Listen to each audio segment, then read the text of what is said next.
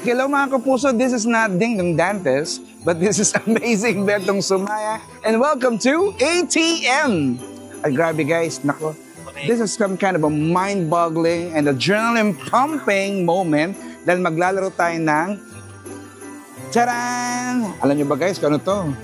Ang tawag ito ay Hello Fortune. Guys, nabago na guys. Ang tawag ito guys ay Paper Fortune. Yes! Sino bang ayaw ng fortune mga kaibigan? At guys, alam nyo ba kung paano ginagawa to? Kasi ako po, hindi ko alam. Okay. So guys, papaanda rin po. Papaanda rin, ano to, sasakyan? Igaganon-ganon po yung paper. So ipili ako ng number. Ayan. Okay, let's do this. Okay. Siyempre, number 10 para perfect 10. Tapos ipili ulit.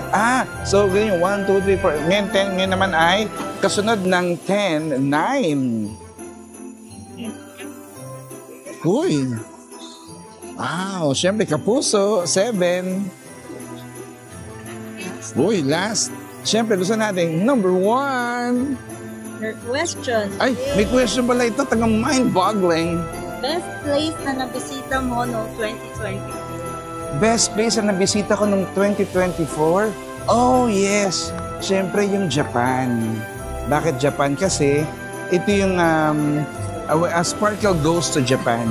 So, ito kasi yung unang-unang bansang napuntahan ko noong year 2000. And then after 24 years, nabisita ko siya ulit. So, ang sarap sa feeling. Tapos nung bumisita ako, trabaho siya.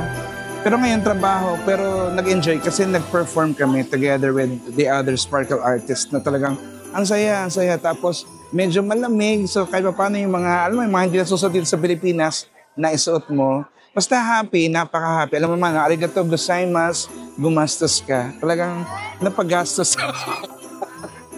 Pero amazing Japan. Hello mga kapuso, thanks again, amazing thanks for watching ATM. At syempre guys, palagi niyong abangan po itong ATM guys ha. And of course, I wanna greet everybody na Amazing New Year! Look at that, 2025.